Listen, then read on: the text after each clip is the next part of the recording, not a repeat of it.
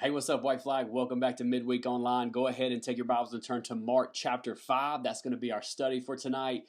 Two announcements, and then we'll get going. Two announcements, I say two, and we'll get going here. The first announcement, and I'm super excited about this. Are you ready for this? This is our last Midweek Online.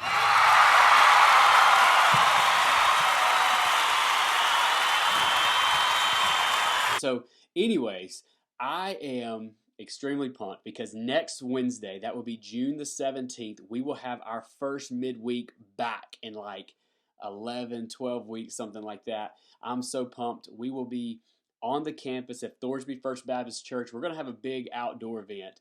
We're going to have some food. We're going to celebrate the graduating class of 2020, and we're just going to have a big hangout session. So I hope that you can be there. We've got some more prizes, some more ideas that we're thinking about, and so we'll let you know that info as soon as we can get those things nailed down.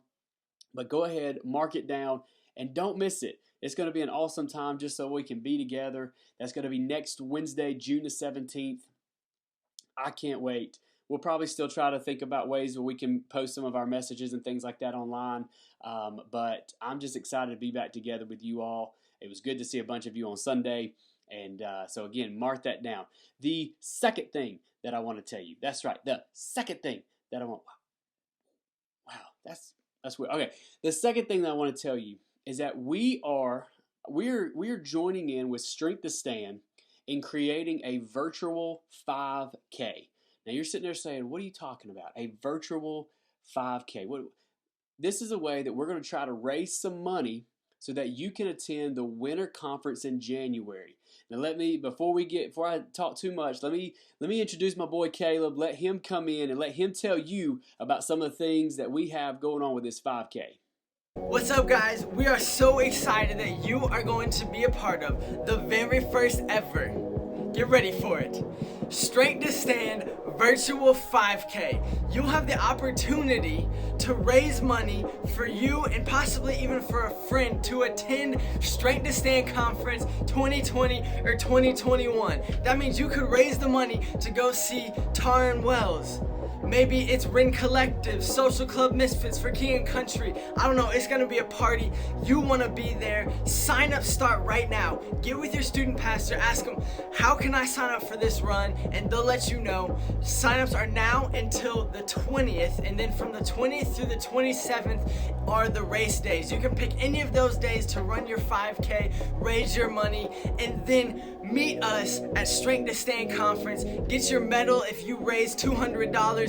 And just for signing up, you know what? We're gonna give you a t-shirt. That's right, you're gonna get a t-shirt just for signing up. We might even come hang out with you guys. We love you. Sign up. We'll see you in December or January. Y'all are the best. Much love. Go run. All right, thank you so much, Caleb. So here's the deal. We're going to be sending out some more information very soon about this, but this is a great way for you to raise money. You know, towards the end of this year, we've got two big things coming up. Around Thanksgiving, we're going to have Friendsgiving. We're connecting with other area churches and going off for a camp that's going to be off campus, so it'd be kind of similar to a D Now. So that's going to cost some money. And then also we're going to have to, and then, 2 months later, we're going to be going in January to the Strength to Stand conference, and that's going to cost some money. Look, and we know just the way everything's going right now in the pandemic and all that amazing fun stuff. We know that money's tight and money's a hard situation. For some of you, you have multiple students in your family, right? And so your families are having to fork out a lot of money trying to get you to go on these trips. So we want to help. And I guarantee you that if you do this 5K properly, you do it right, you show up, you just participate and put the effort into it, I think you can pay for your 5K.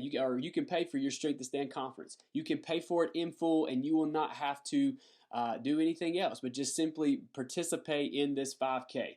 I think what's really awesome, now think about this, Strength to Stand, we're typically wanting to invite our peers. You're wanting to invite your peers to come to the conference, and so you sit there and you look at your friend like, hey, I'd love for you to go on this conference, and it's going to cost you $200.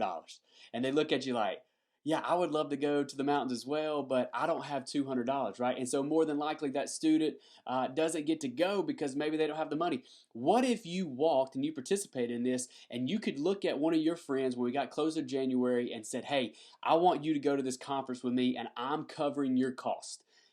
How amazing would that be? that would be almost like a non-negotiable. Like they would probably just go because they know that you have paid for their trip to go. And so, look, this is going to be an awesome opportunity. Again, we're going to send out some information very, very soon, and you'll have more info on it. And I'm excited about it. So, without further ado, let's dive into Mark chapter 5.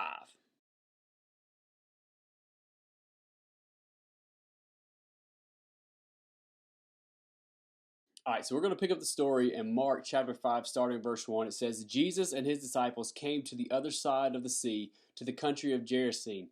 And when Jesus had stepped out of the boat, immediately there met him out of the tombs a man with an unclean spirit.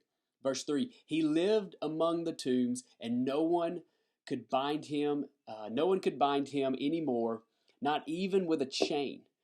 And for he had often been bound with shackles and chains, but he wrenched the chains apart, and he broke the shackles in pieces.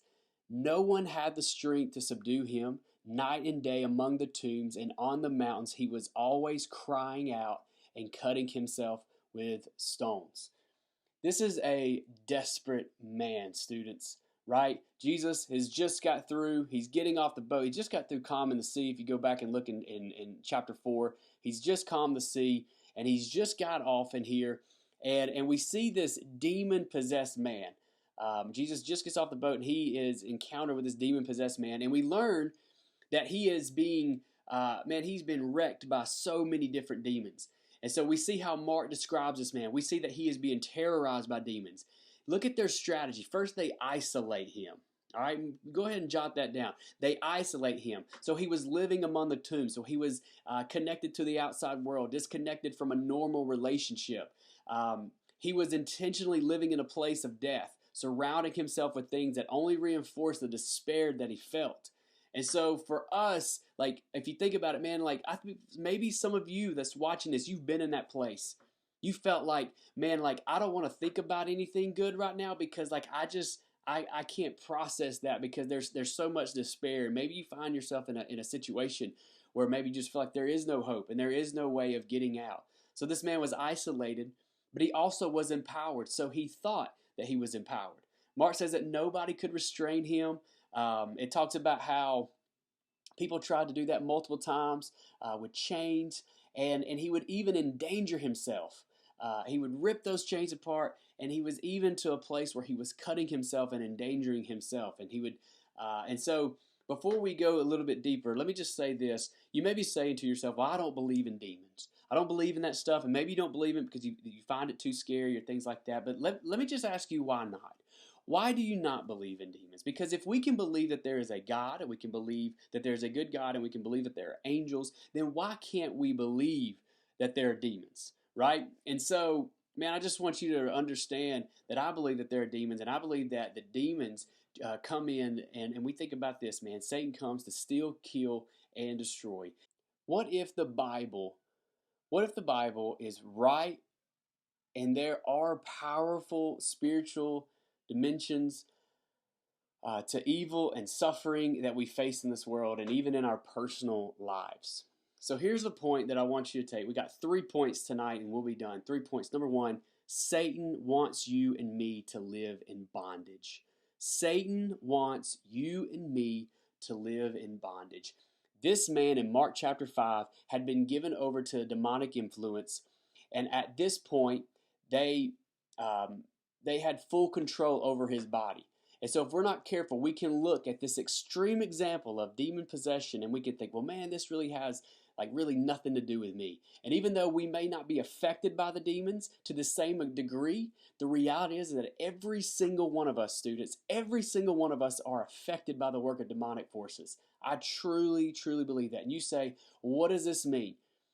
And then I totally stole this from another pastor, and I'm going to read this for you. I want you to check this out. If we're not careful, Satan can wreak havoc through something as common as a grudge. And that anger can harden into bitterness that eats away at us and steals our joy. Or it can become inflamed into a rage that wounds and destroys our relationships. Now, we're just talking about something very simple, right? Like, this something like a small little grudge, right? That Satan can take and just one little spark can just light a flame and destroy an entire village, man. And so anger can be a basic emotion, but anger can also become an attack of the enemy who doesn't just want to harm but enslave us, right? He just doesn't want us to harm us, he wants to enslave us. But he wants to bring us, he also wants us to bring harm to others. And so this is why I think in 1 Peter 5:8, Jesus says, be sober minded. Or Peter says, be sober minded, stay alert, be watchful, because your adversary, the devil, prowls around like a roaring lion seeking to devour. The enemy comes to steal, kill, and destroy. So this is why it's so important for us to understand that all evil and suffering that we deal with, that there is an enemy who wants to destroy you, students. There's an enemy that wants to destroy you. He just doesn't want you to be sick. He wants you to hate God. The enemy wants you to hate God for it. He doesn't just want you to sin. He wants that sin to draw you away from God. And he wants to drive you into a deeper bondage, to make you think and to make you process so you don't hear anybody else say anything to you. He wants to draw you back to where you can be isolated into yourself and maybe be influenced by other influencers who are not telling you the gospel and who are not telling you that God has come to set you free. He doesn't just want you to grieve. He wants you to act as if there's no hope and there's no worth living. Students, he just doesn't want you to compare yourself to others, but he wants you to hate yourself when you look in the mirror. When you look at yourself and the way he wants you to see yourself differently. He wants you to hate yourself. Look, the enemy comes to steal, kill, and destroy.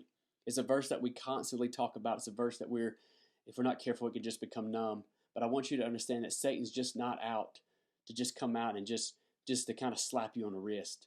Man, he wants to take your life. He wants to devour your life. And he wants to drag you away from God. And so that's why it's so important, going back to our very first point, that Satan wants you and me to live in bondage. So remember that. Number 2, this is the good news. Jesus came to set you free. Jot that down. Jesus came to set you free. So guess what? Jesus came to set you free. Satan does not have ultimate authority over you. Satan is not the Almighty, because Jesus came to set you free. Jesus is describing his ministry.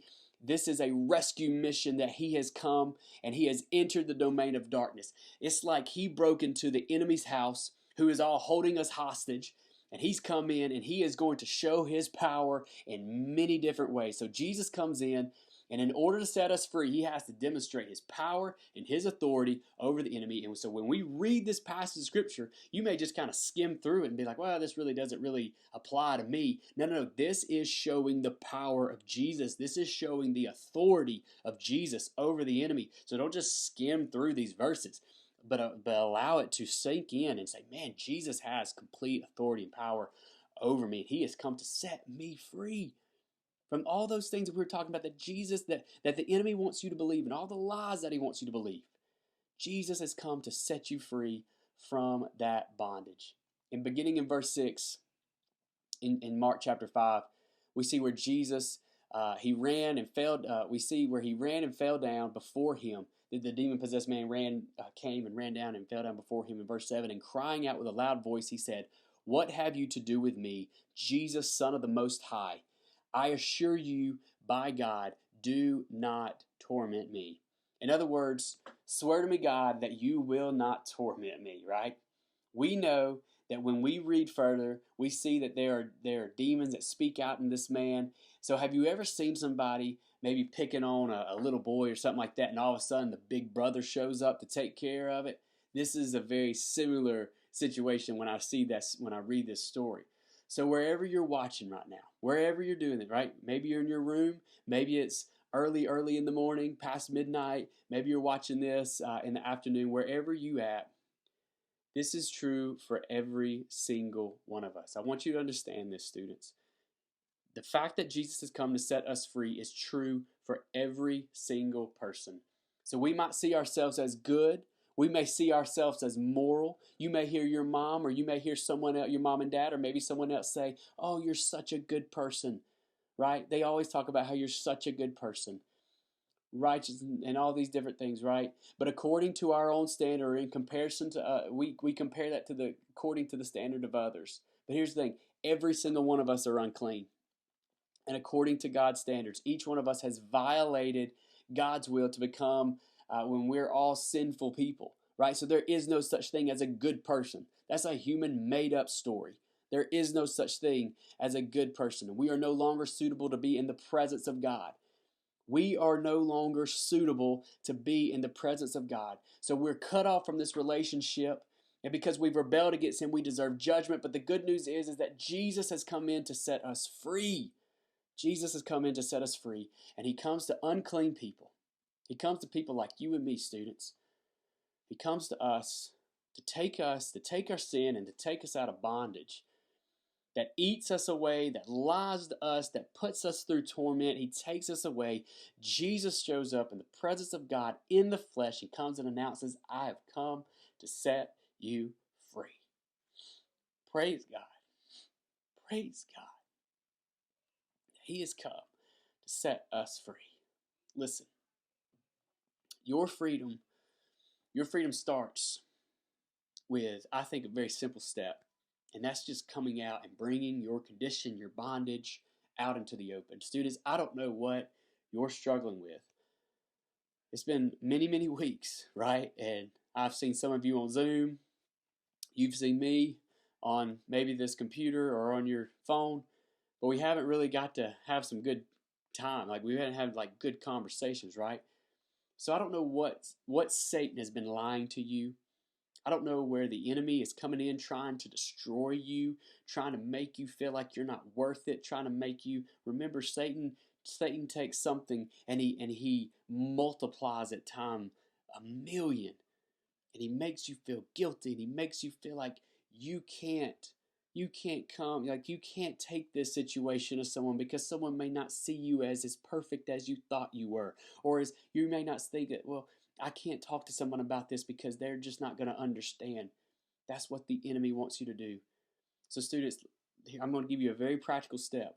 The way to step out of bondage, the way to step out of maybe this sin problem that you feel like you're in capture with, is to have a conversation with someone you can trust. Have a conversation with someone you can trust. Maybe it's me, maybe it's my wife, maybe it's a counselor. I don't know. But I want to challenge you to have that conversation, to bring what is in the dark into light. Bring what is in the dark into light. Bring out what has been hiding. You have to resist the lies and the shame. People may think of you. You have to resist those things. You have to fight against the pride that keeps you from being honest and being open about your struggles. You have to allow people that you can trust to come in, to see those broken pieces and help you put those things together. What I believe is what I believe God is inviting you to do is just to be honest and let some people see reality. We can get on Facebook and we can get on social media and we can pretend like everything is great. And we can post all these pictures and we can make it look like everything in our life is perfect. The reality is inside, man, you're a wreck. And you're struggling, and you don't even, sometimes might even not even see the worth of even going on. Let me encourage you to be open, to be honest, to have a conversation with someone and be open about what is the enemy trying to do. Because I'm telling you, students, the enemy wants to capture your pride. He wants to keep you in darkness. He wants you to feel like, oh man, I can't say anything because everybody thinks I'm this certain person, I'm this certain status, and I don't want to let people down. Man, forget people. Forget people. The enemy has you exactly where he wants you. If you go to church every Sunday, you go to church every Wednesday, even if you attend your D group, the reality is that if that sin problem or that issue that's going on inside, and it's keeping you in bondage and it's keeping you from living the life that God's calling you to live.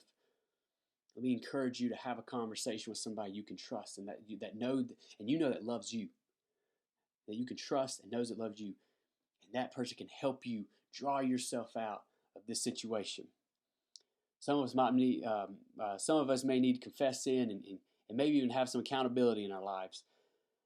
But here's what we all need. Every single one of us watching this right now, we need the presence and the power of Jesus. We need his presence and his power in our lives because Jesus is the fount of every blessing. Every good gift comes from him, James 1:17. At the bottom of all our challenges, we need to be set free by the presence and the power of Jesus. So point number 2, Jesus came to set us free. And point number 3, people need to hear your story. People need to hear your story. Satan wants you to live in bondage, and Jesus came to set you free. And if you have experienced this incredible grace that God has given to us, then here's my final point. People need to hear your story, students. Look at Mark chapter 5, verse 14. And the herdsman fled and told it in the city and in the country. And the people came to see what it was what had happened. And they came to Jesus and saw the demon-possessed man and the one who had the legion. And I love this because it's a picture of transformation of the power of God's grace. The man goes from crying out, he goes from cutting himself to, in verse 5, sitting there clothed and in his right mind. Students, again, there are people who need to hear your story. There are people who need to know. Sometimes I think we can be quiet about the struggles and the issues that we have. I can't tell you how many people I've had in the last just few weeks I've had a conversation with that has told me, I want to go back to church and I'm going to go back to church, but I've got to get things straight in my life first before I can get in there. And man, when I hear that, that's to me them thinking that, hey, people in the church, they've got it all figured out. And I've got to get it figured out before I can go to church. I got to get myself cleaned up before I go to church. And so I think sometimes us in the church, we're not open about our struggles. We're not open about the things that we're truly dealing with. And it breaks my heart because people think they got to get perfect to get in the building, man. And that's not truth. It's not truth at all. Man, we all got issues. We all got struggles. And I think if we were more open about that and we shared our story. Now, people are probably going to tell you, no, don't talk about that. We want to keep that in-house. We want to be private about that. How does that help anybody? Like, how does that help anybody? I remember back in the beginning of January, we just got back from the Strength to Stand conference, and we had this incredible Wednesday night where I just completely felt like this was a Spirit-led night. And man, I heard some of you get up and you shared some incredible stories. You shared real stories about real struggles that you go through. And that took incredible boldness. And that took incredible strength from you. I believe that was just the power of the Holy Spirit that was inside of you that allowed you to do that. In the same way, we need to be more vocal about those things. Have those conversations and say, hey, people, we're real. Christians are real. And we really struggle with things. And let the outside world know that we struggle. That we ain't got this Instagram perfect life with pretty sunsets and pretty backgrounds and pretty filters and got everything perfect in our lives. We need people to see the mess in our lives. The mess. And to see how Jesus has come to set us free and Jesus has come to redeem us. That's what we need. So students, share your story. You have social media and you can use it for your personal glory, or you can and see how many likes you can get. Or maybe you could share real stories about real things, real issues happening in your life and how God is redeeming you and how Satan is trying to blind you, but how Jesus has come to set us free. Sometimes Jesus calls us to move from where we are, but sometimes he calls us to minister right where we are.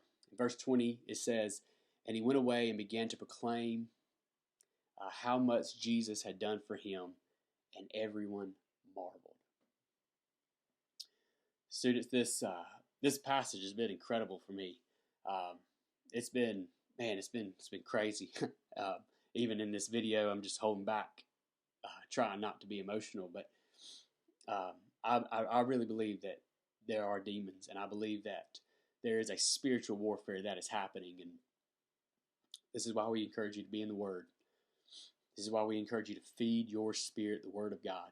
So when temptation comes, you are reminded of the Spirit. You're reminded the Spirit has something to work off of based off of the reading of the Word. This is why we encourage you to read the Word. This is why we encourage you to be in constant communication with the Father, to be praying, to be real with the Father.